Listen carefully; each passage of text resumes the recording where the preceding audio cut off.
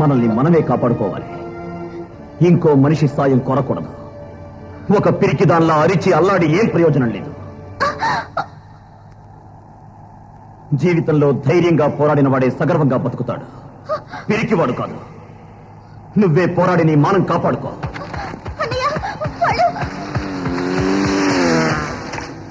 మీరు ఈ అమ్మాయిని రేప్ చేయడానికి వచ్చారా? నేను మీకు అడ్డం రాను. కానివ్వండి. ఎంత భయం! ఆయుధం తీ.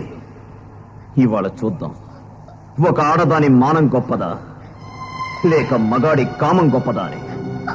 You fight!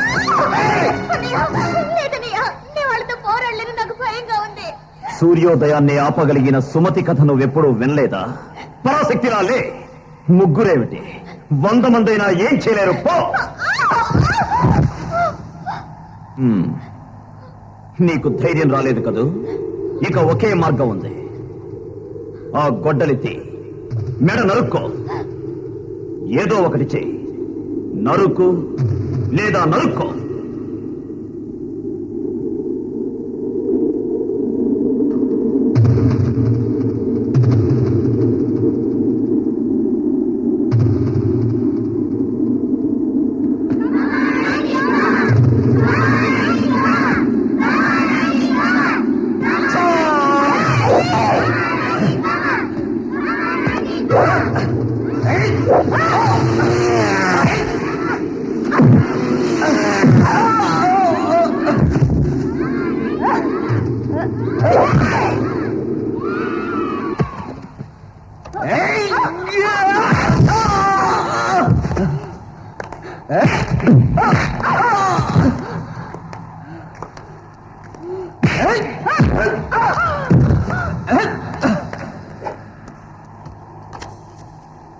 సెంటర్ పాయింట్ లో కొట్టు.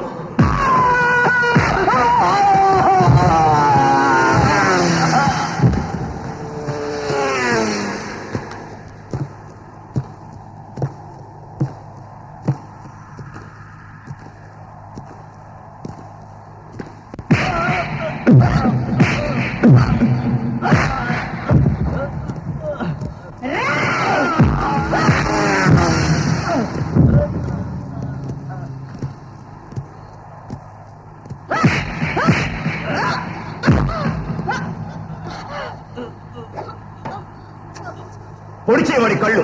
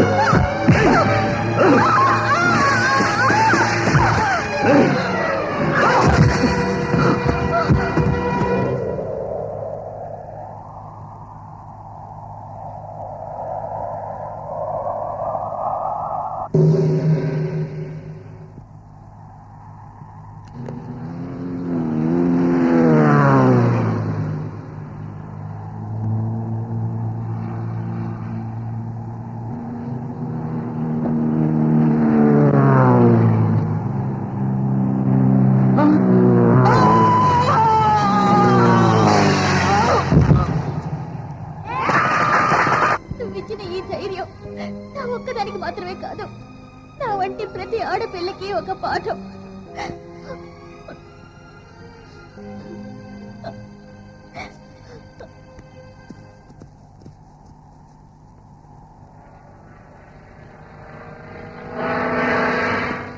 రేఖ, రేఖ, భరత్, భరత్. రేఖ, ఏమిటి గాయాలు? చూడు, మీ చట్టం ఒక శవంలా తయారైంది. ఒక ఆడపిల్లని కాపాడలేకపోయింది. తన మానాన్ని కాపాడుకోవడానికి ఊరు వాడ అడవి ఒక కుక్కలా పరిగెత్తింది. నీకేం కాలేదుగా? చెప్పమ్మా, చెప్పు. శీలమైపోయి ఉండేదని. చట్టానికి విలువిచ్చి చేతకాని చవట్లా కూర్చునుంటే కబుర్లు చెప్పి నువ్వు నా చేతుల్లోంచి తప్పించుకోలేవు. You are under arrest. చట్టాన్ని నీ చేతుల్లోకి తీసుకున్నావు.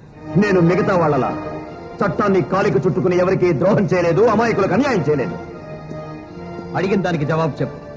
చట్టాన్ని నీ చేతిలోకి తీసుకున్నావా లేదా? నే చట్టాన్ని చేతిలోకి తీసుకున్నా. అమాయకుల కడుపులో కొట్టడానికి కాదు, పాపాత్మల తలలు నరకడానికి. నే చట్టాన్ని చేతిలోకి తీసుకున్నా. నన్ను మాత్రమే కాపాడుకోవడానికి కాదు, నాలా వంచబడిన ఎందరో నిరపరాధుల్ని కాపాడుకోవడానికి. నే చట్టాన్ని చేతిలోకి తీసుకున్నా.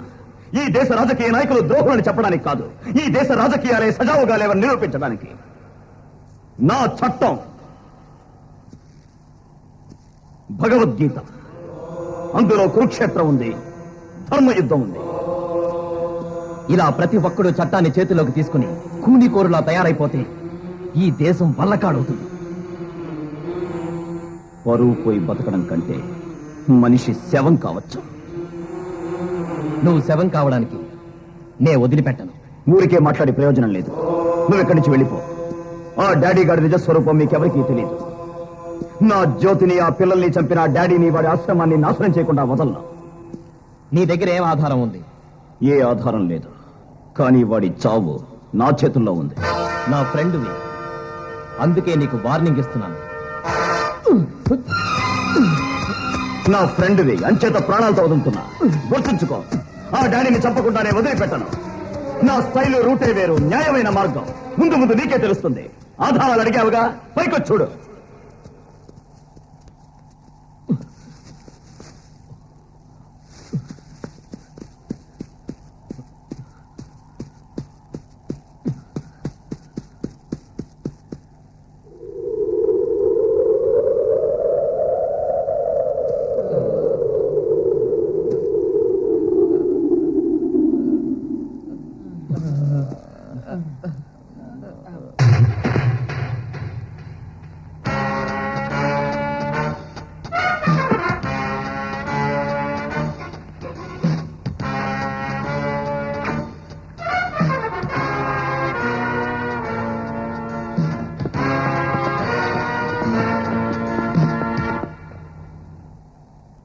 ఆ ముగ్గురు మీ గురించి అన్ని విషయాలు కమిషనర్ గారికి చెప్పేశారు.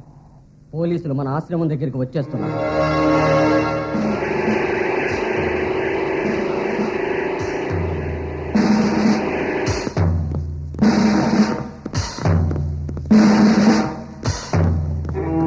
ఈ ఆశ్రమంలోకి పోలీసులు రాకూడదు. తప్పకుండా మీరు వెళ్ళాలనుకుంటే మా సేవల్ని మీరు దాటే వెళ్ళాలి. నే చెప్పలే మన పిల్లలు కంచుకోటరా అని.